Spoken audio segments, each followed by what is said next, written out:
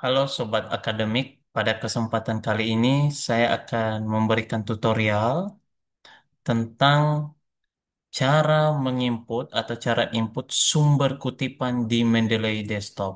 Nah, jadi apa itu sumber kutipan? Saya jelaskan sedikit dulu sebelum kita masuk ke tutorialnya. Kutipan itu, teman-teman, adalah referensi atau asal-usul informasi yang digunakan untuk mendukung pernyataan dalam tulisan kita.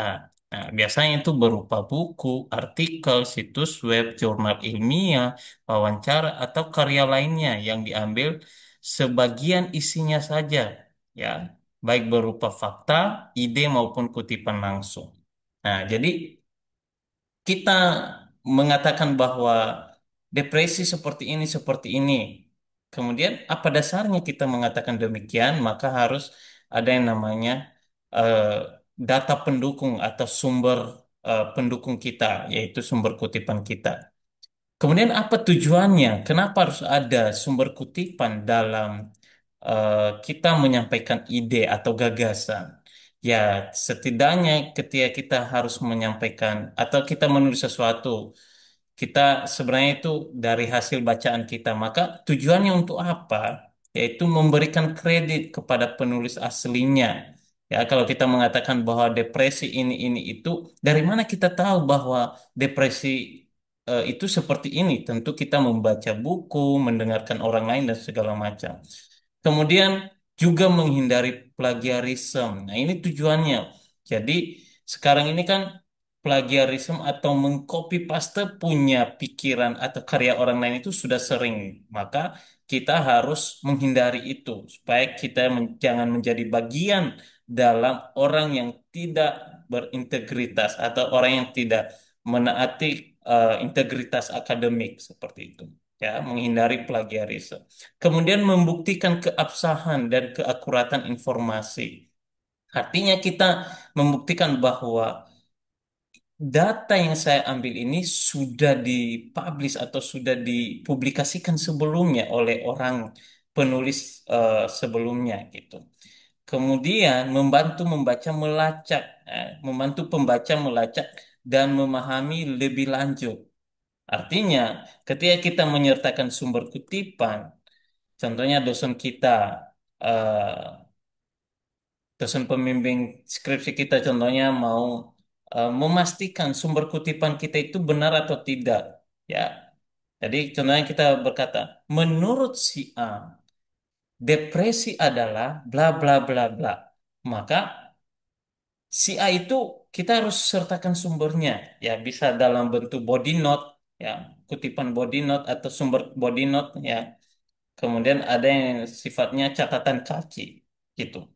Nah, contohnya seperti ini. Jika kamu menulis tentang depresi dan kamu tuliskan jumlah data orang yang sedang depresi di dunia berdasarkan informasi WHO, maka laporan tersebut adalah sumber kutipan karena kamu mengambil dari WHO. Itu. Lalu kemudian, kalau kita sudah mengetahui tentang kutipan, sekarang bagaimana cara menginputnya di Mendeley?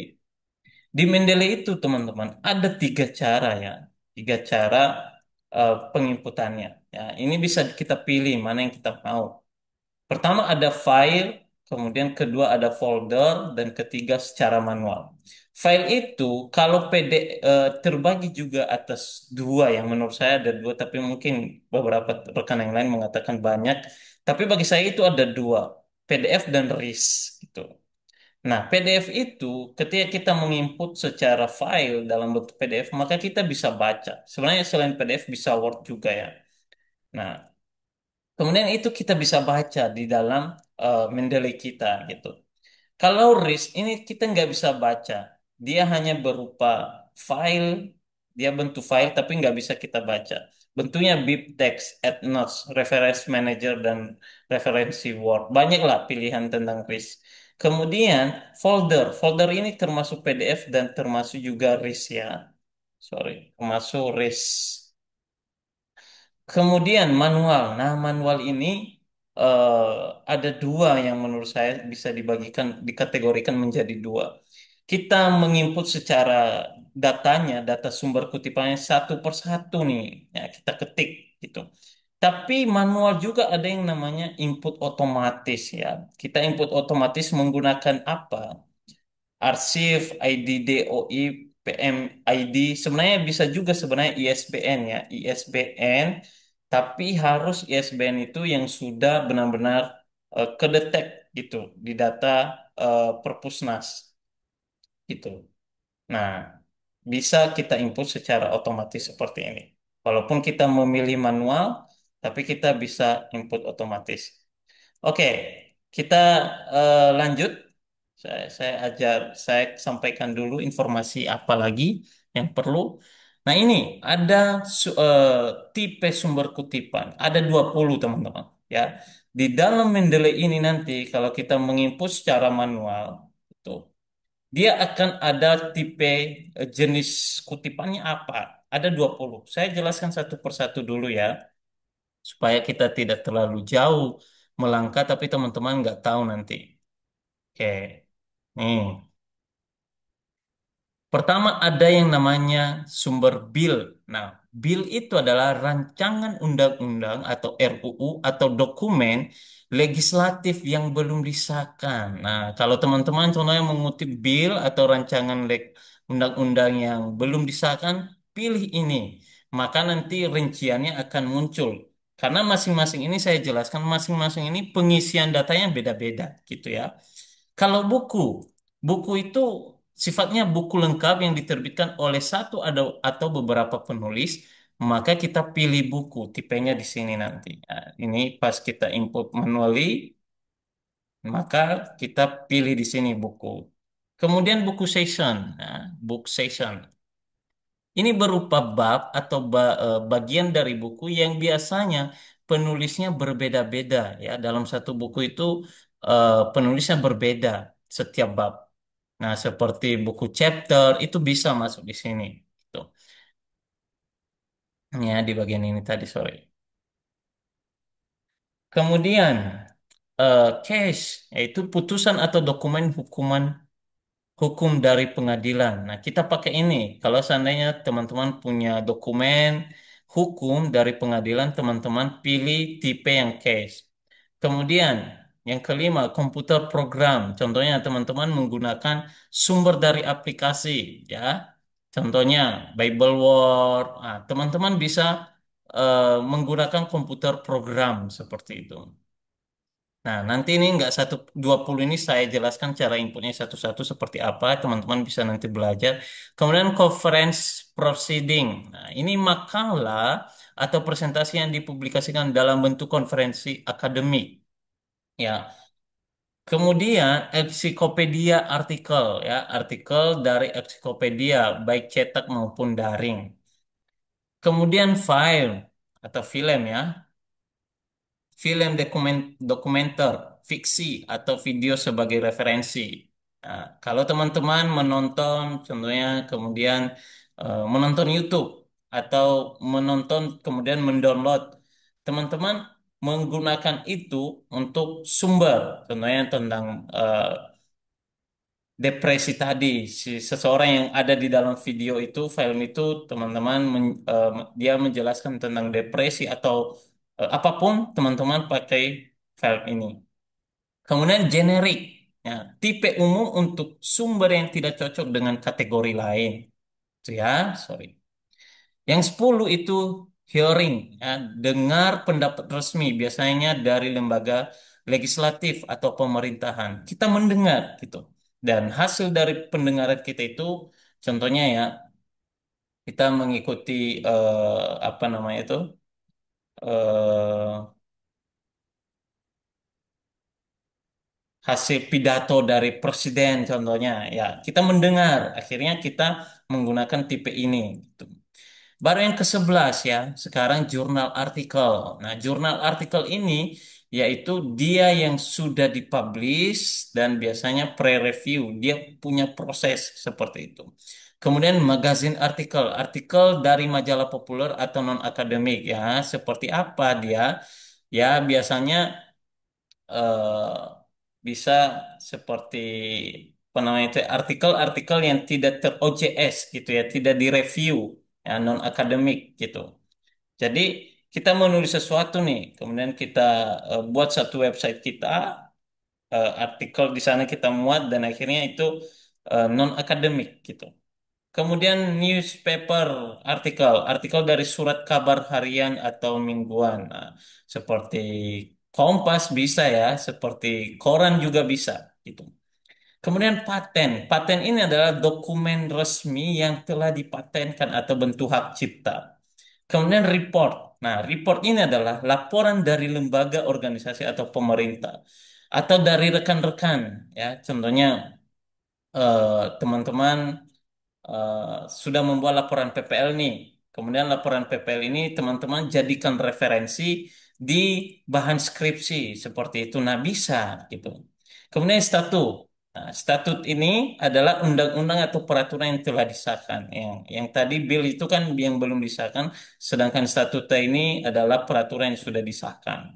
Kemudian television broadcast, ya, siaran televisi seperti berita, dokumenter, atau program lainnya. Lalu tesis. Nah, tesis ini ada skripsi, tesis, atau disertasi akademik ya.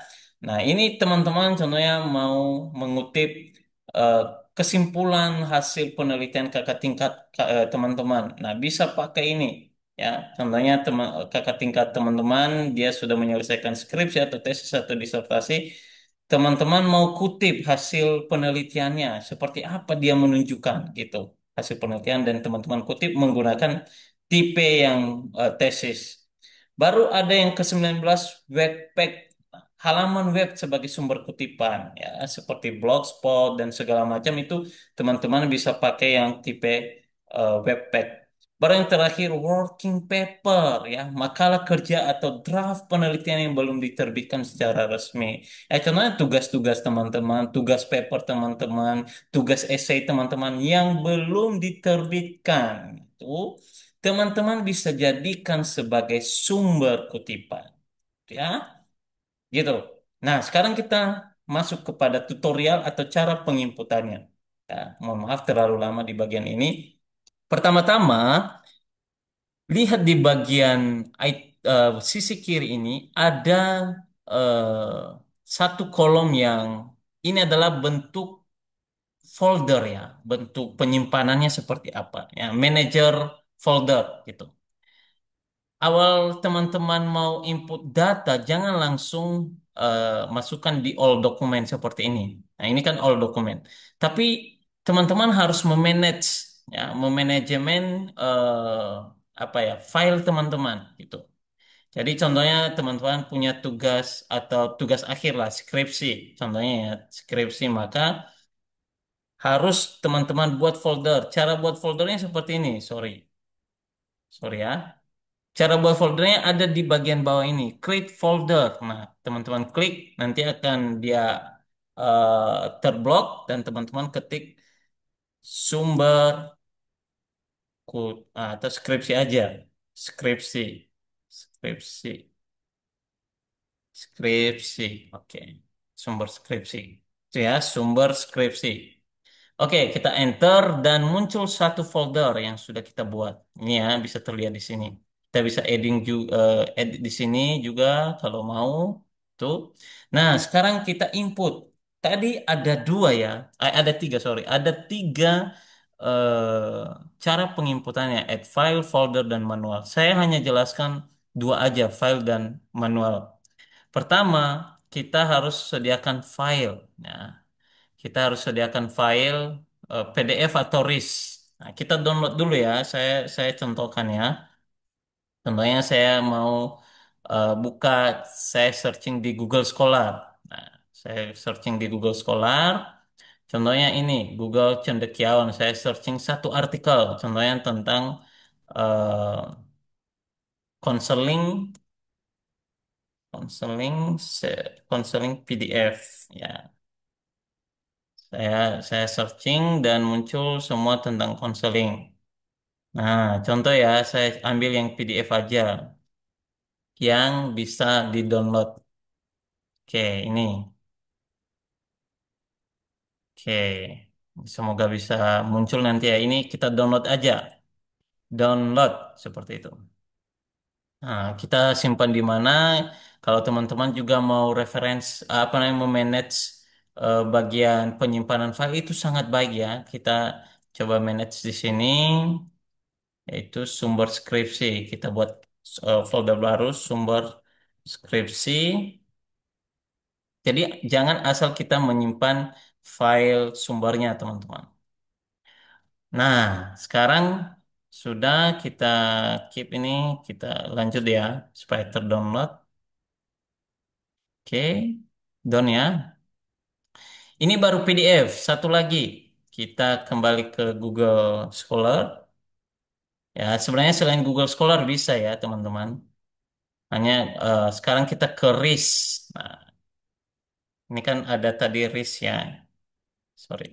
Ini kan PDF dan RIS, BibTeX, NoteText, Reference Manager, Reference Word. Oke, kita ke Google Scholar, kita ketik lagi konseling dasar. Nah, oke, kita coba seperti ini. Nah, cara ngutip RIS-nya seperti ini. Di bagian ada yang model kutip seperti ini. Ini kutip, kutip. Kita pilih di sini. Klik kutip ini, kemudian pilih. Biasanya untuk yang mendukung ke apa Mendeley itu saya sering pakai reference manager, nah, refman. Saya klik dan juga terdownload ya. Ini nggak bisa kita manage, jadi dia terdownload otomatis dulu. Ya, saya ambil dari download. Saya pindahkan dulu. Saya pindahkan dahulu ke eh, sumber skripsi tadi. Sini. Oke, sudah dua ya di sini eh, sumber. Sekarang kita muat itu dulu. Kita muat ya. Entry atau input file. Add file. Kemudian kita cari di mana kita simpan tadi. Ya, akan terbuka di jendela ini ya, jendela. Kemudian cari sumber skripsi di sini. Nah, kita input yang PDF dulu. Klik, kemudian kita open.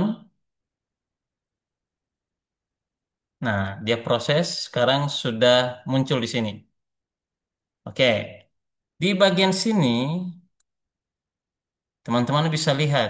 Dia mengatakan ini buku, kemudian ini penulisnya, kemudian ini tahun volume dan segala macam. Silakan dipastikan gitu ya.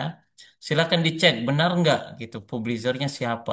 Nah, sebenarnya publishernya ini udah salah ya teman-teman ya.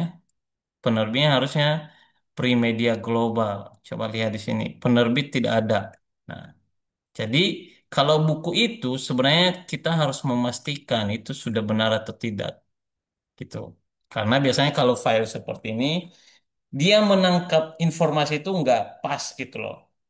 Nah, coba kita masukkan yang RIS. Nah, kita add file, kemudian yang data tadi RIS ini. Oke, ini ya sudah muncul hanya dia yang nggak bisa dibaca. Nah, kalau PDF tadi bisa dibaca. Datanya dari jurnal ini sudah lengkap, teman-teman. Ya, dia memunculkan data ini sudah lengkap. Sedangkan buku ini dia tidak bisa menunjukkan secara lengkap sumbernya, gitu. Oke ya. Malah kalau di buku tadi itu dia mengatakan ini jurnal size ekonomi dan edukasi. Sedangkan sebenarnya ini penerbitnya itu, ini penerbitnya atau publishernya itu kan Brimedia Global. Nah, jadi teman-teman harus mengecek itu, harus mengecek supaya jangan sampai salah data nanti. Oke, ini sudah semoga sudah mengerti ya. Ini RIS, kemudian ini PDF. Sekarang bagaimana dengan manual? Ya, manual. Ini yang saya jelaskan tadi beberapa tipe teman-teman. Tipe ini. Nah, biasanya kalau kita em, hanya memegang buku fisik, nah, kita pilih entry manually. Ya, kita tambahkan penulisnya, judulnya siapa, apa, kemudian penulisnya siapa, tahunnya, kemudian kota diterbitkan di mana, edisi kalau ada edisi, publishernya apa. Itu yang penting, gitu. Kalau perlu ISBN, silakan seperti itu. Atau kalau dia punya DOI juga boleh gitu. Kalau dia modelnya eh, file publikasi ya atau file book yang sudah dipublikasi dan punya DOI atau Google Book. Nah, teman-teman bisa download juga itu citasinya. Oke, sekarang yang manual tadi ya, manual satu persatu seperti itu. Jadi kita input sesuai dengan data yang dimuat. Contohnya bill. Nah, bill itu beda-beda ya, beda-beda isian datanya. Ini ada kode number, kode volume, legalitif, body seperti itu. Jadi beda-beda teman-teman. Book session juga beda gitu.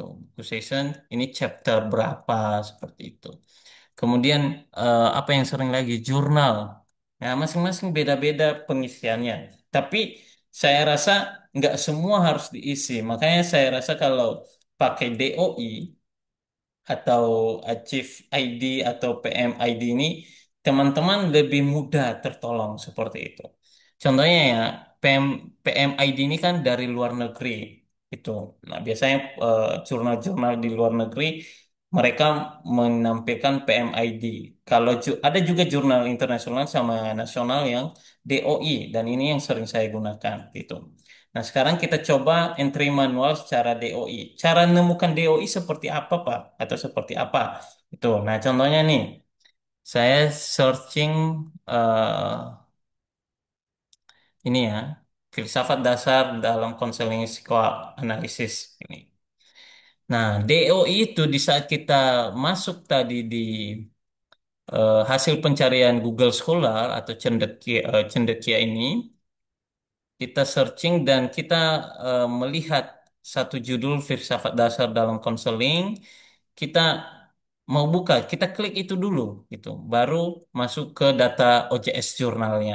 Nah, di sini teman-teman bisa scroll ke bawah dan cari DOI gitu ya. Mungkin teman-teman bisa eh, apa namanya mencari-cari di bawah biasanya ada tulisan DOI dan teman-teman harus copy itu copy copy klik kanan atau tekan Ctrl plus C baru kemudian masuk ke aplikasi Mendeley baru di bagian penginputan manual tadi teman-teman scroll ke bawah dan pilih di bagian menu katalog IDs, pilih yang DOI. Di sini biasanya kan nggak muncul ya tampilannya nggak ada tempat icon untuk memunculkan ketikan. Nah, jadi harus diarah-arahkan kursornya, baru klik, baru paste. Ya, teman-teman paste, baru di bagian sampingnya ada icon search atau lookup. Search di sini proses dan muncul, muncul semua data aslinya ya. Nah, sampai URL-nya juga muncul baru kita klik save. Nah, seperti itu sebenarnya yang lebih memudahkan menurut saya teman-teman buat penginputan sumber kutipan yang lebih cepat dan mudah. Ya, oke, itu aja mengenai tutorial atau informasi mengenai cara input sumber kutipan di Mendeley Desktop. Dan untuk selanjutnya nanti saya akan ajarkan bagaimana membuat kutipan atau sumber kutipan di dalam Word menggunakan Mendeley Desktop. Oke, semoga tutorial ini dapat membantu teman-teman yang membutuhkan. Terima kasih.